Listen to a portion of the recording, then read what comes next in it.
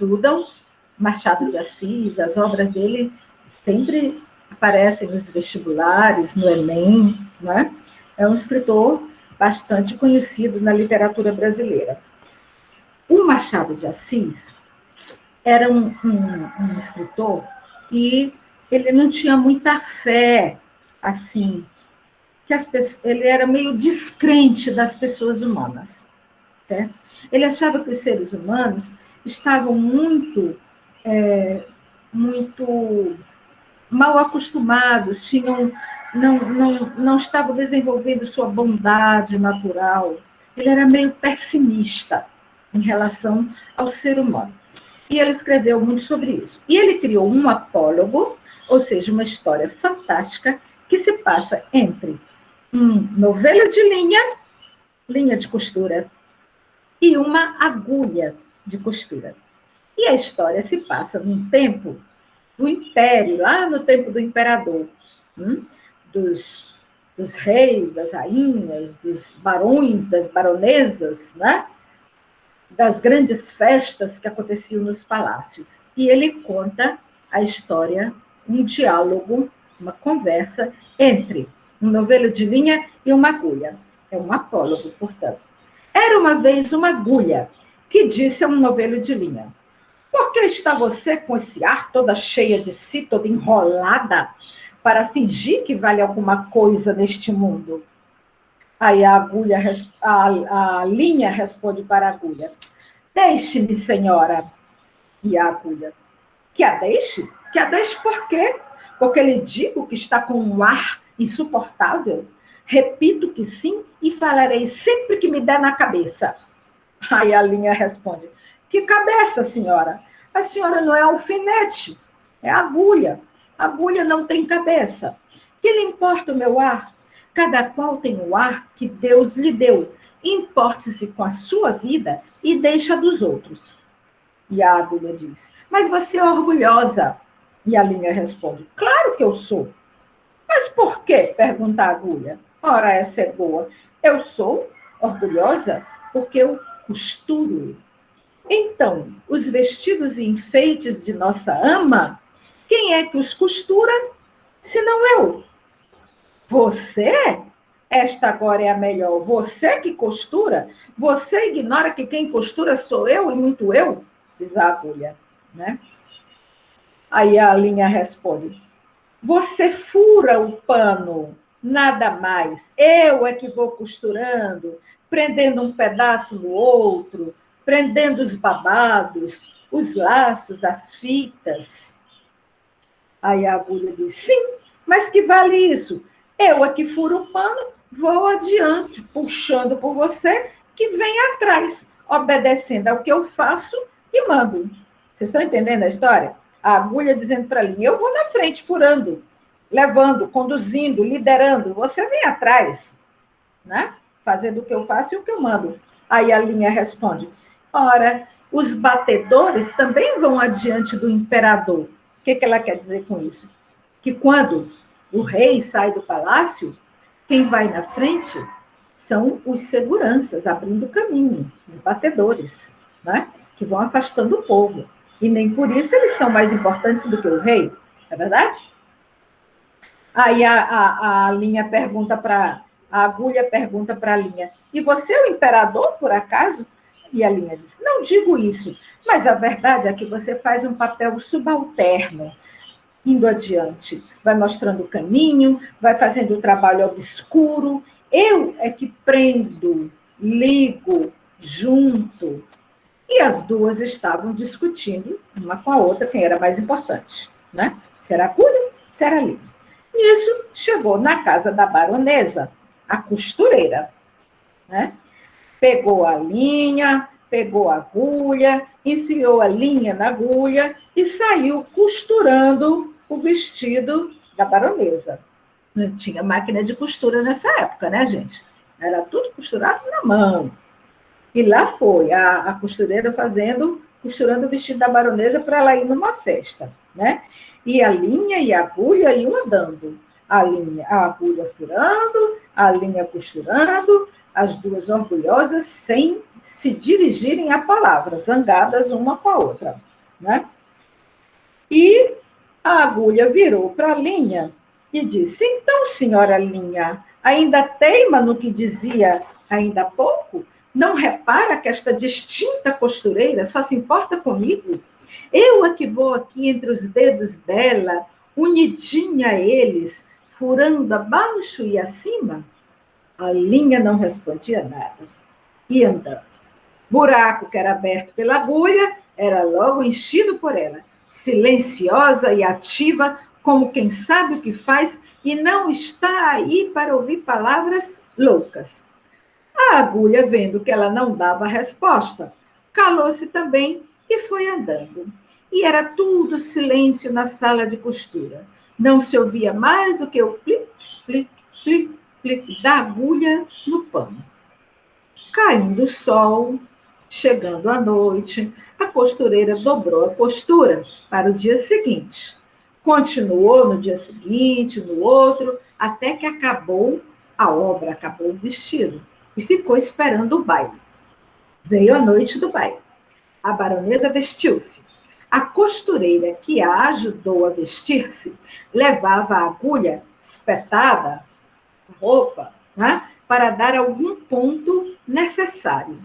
E enquanto arrumava o vestido da bela dama, puxava de um lado, puxava do outro, arregaçava daqui e dali, alisando, abotoando, a linha, para fazer pouco da agulha, perguntou-lhe: ora, agora diga-me, quem é que vai ao baile no corpo da baronesa, fazendo parte do vestido e da elegância? Quem é que vai dançar com ministros e diplomatas? Enquanto você, dona Agulha, volta para a caixinha da costureira e fica lá. Quem é que vai ao baile? Vamos, diga-me. Parece que a agulha, não disse nada, mas um alfinete de cabeça grande e não menor experiência, ou seja, um alfinete com a cabeça grande, com muita experiência, murmurou para a pobre agulha: anda, aprende, tola. Cansas-te em abrir caminho para ela, e ela é que vai gozar da vida, enquanto tu ficas aí na caixinha de costura. Faz como eu, que não abro caminho para ninguém. Onde me espetam, fico. Na verdade, alfinete, onde a gente espeta, ele fica. Ele não abre caminho para ninguém. Aí o escritor diz: contei esta história a um professor de melancolia, ou seja, um professor de tristeza. Existe essa carreira, professor de tristeza? Vocês têm algum professor de tristeza? Algum professor de melancolia? Não. É invenção do escritor. Contei essa história a um professor de melancolia, que me disse, abanando a cabeça: também eu tenho servido de agulha para muita linha ordinária. Vocês entenderam a moral da história? A linha e a agulha discutindo quem era mais importante. A agulha abria caminho para a linha passar. Só que a linha ficava no vestido e a agulha ia para a caixinha da costureira. A linha ia para o baile no vestido, dançar, se divertir. A agulha ficava na caixinha da costureira. Aí o alfinete diz para ela: tá vendo, tola? Tu te cansas, fica cansada abrindo caminho para os outros e depois você fica aí, escondida na caixinha da costura, enquanto a linha que vai para a festa. Faz como eu não abro caminho para ninguém. Onde me espetam, eu fico. Aí o escritor Machado de Assis, que, como eu falei para vocês, era pessimista, diz que contou essa história para um professor de melancolia. Quando ele usa a expressão professor de melancolia, ele quer dizer que é uma pessoa que conhece muito bem a tristeza.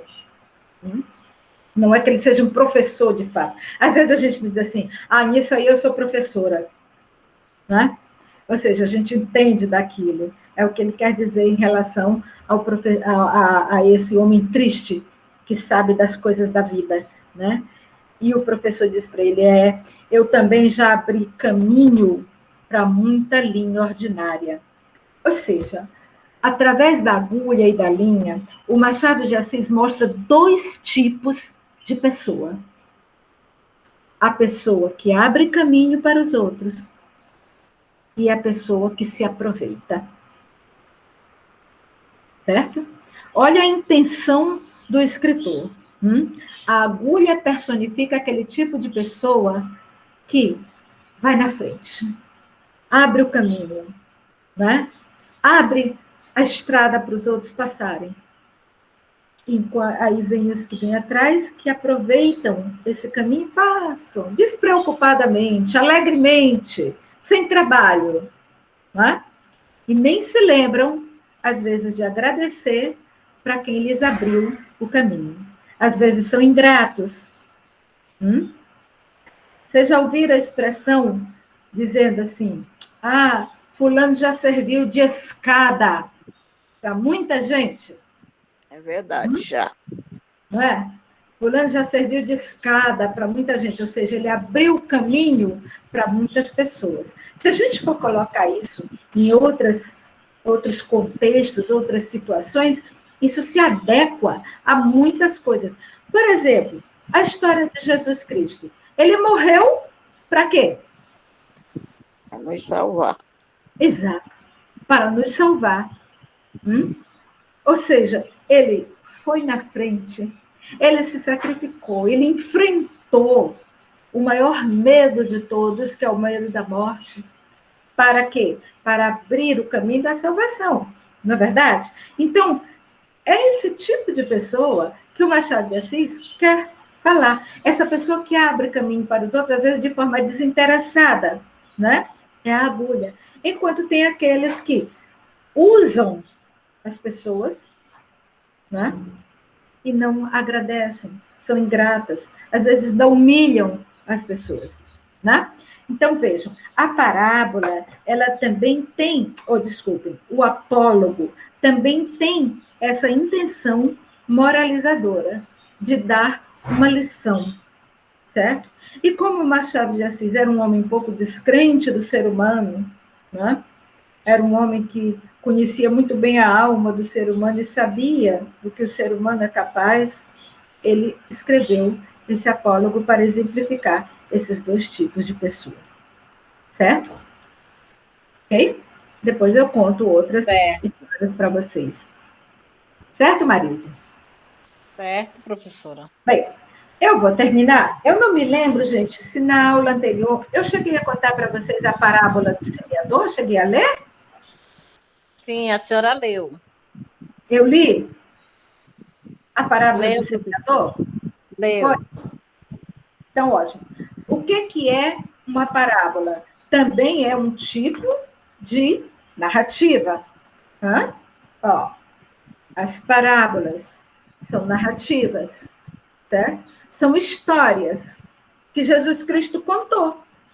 Para quê? Para ensinar lições de vida, para ensinar o Evangelho. Então, quando eu li para vocês a parábola do semeador, eu estava lendo uma narrativa, uma história criada por Jesus Cristo. Ele fazia muito isso.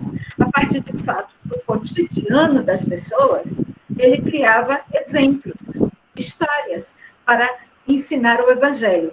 Quando ele criou a parábola do semeador, a história do semeador, o que ele estava fazendo? Ele estava usando um fato da realidade daquelas pessoas. A maioria daquelas pessoas, pessoas do povo, eram o quê? Camponeses, que trabalhavam a terra para tirar o seu sustento, que sabiam o que é semear a terra, sabiam que tinham de preparar a terra, arar a terra, preparar a terra para receber a semente, para que a semente crescesse, né? Então, quando ele conta a parábola do semeador, ele está comparando a semente com a palavra de Deus, certo?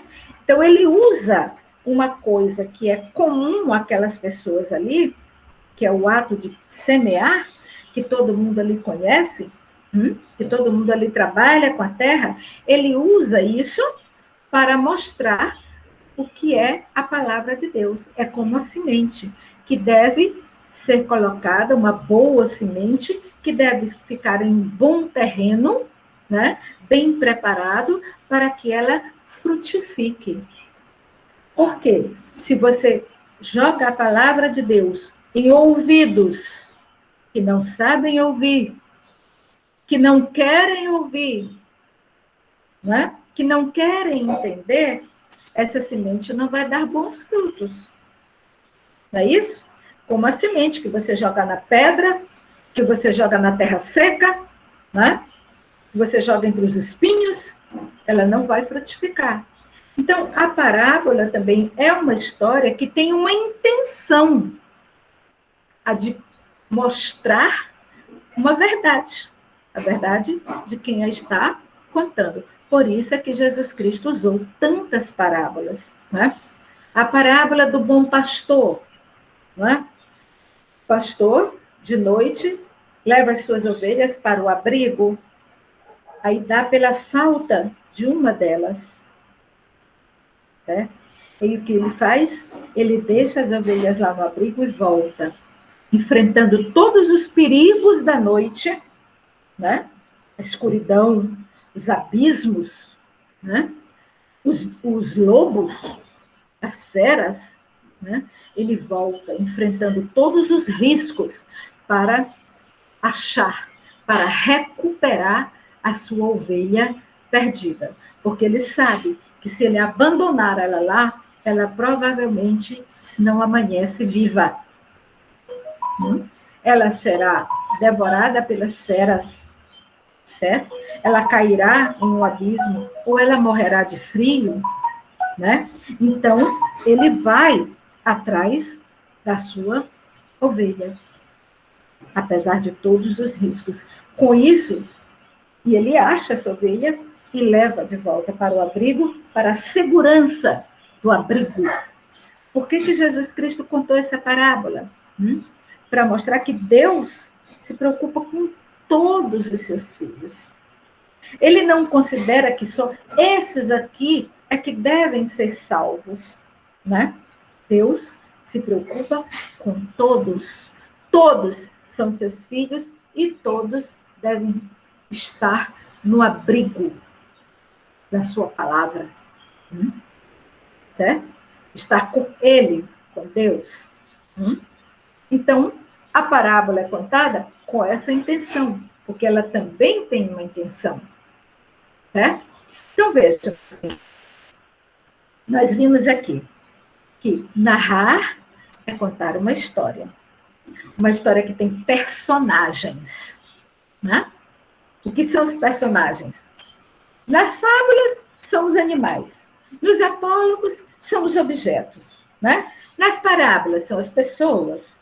Nos contos, como nós vimos o conto do camponês e da mulher faladeira, né? São pessoas, são aqueles seres que estão fazendo a história acontecer, né? Então, são narrativas, certo? Os contos, fábulas, as parábolas. Na próxima aula, nós vamos ver mais um pouquinho de gramática, lembrando que hoje nós vimos o verbo fazer, né? E vamos continuar falando de mais algumas narrativas. Vamos falar das lendas, das crônicas, dos romances. Certinho, minha gente?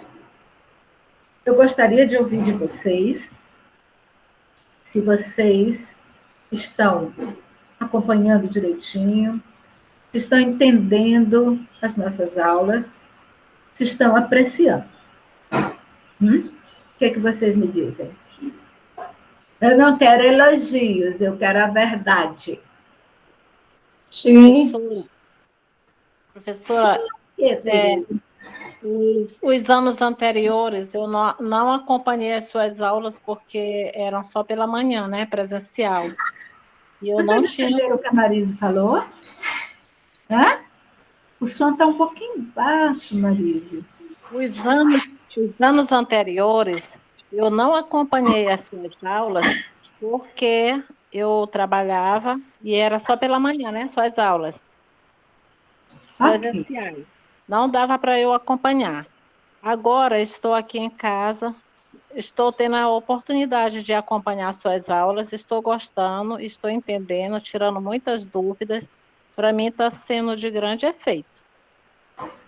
Vocês se lembram de que eu já pedi várias vezes a vocês para vocês me mandarem ideias, sugestões pelo grupo do WhatsApp? Eu estou sempre olhando lá, gente. Vocês têm o grupo Vida Ativa, né? Vocês têm o grupo da UNIT, está lá, UNIT 2021. Falem com a Lúcia. Peçam para ela, quem não está incluído no grupo, peça para ela incluir vocês no grupo do WhatsApp da UNIT, porque aí vocês podem me mandar por lá ideias, sugestões, certo? Façam isso. Olha, lembrem-se de uma coisa. A UNIT, ela está... Professora Núbia, é o seguinte, é a NET que está falando. O grupo da UNIT, ele é restrito somente aos administradores e aos professores. Os alunos não podem postar nada, entendeu? A não ser, a senhora está lá, não está? No grupo da UNIT, que a gente coloque no seu privado. Porque no grupo da UNIT, ele é só para os administradores. Entendeu? Lúcia.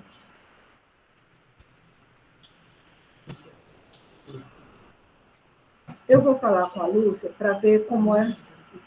Só um minutinho.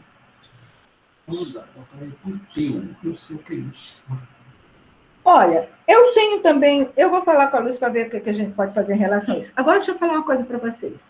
Eu tenho um grupo chamado Criação Literária. Vocês querem anotar aí o número do WhatsApp? Ótimo. Anotem aí. Eu vou pegar uma caneta e vou escrever aqui para vocês.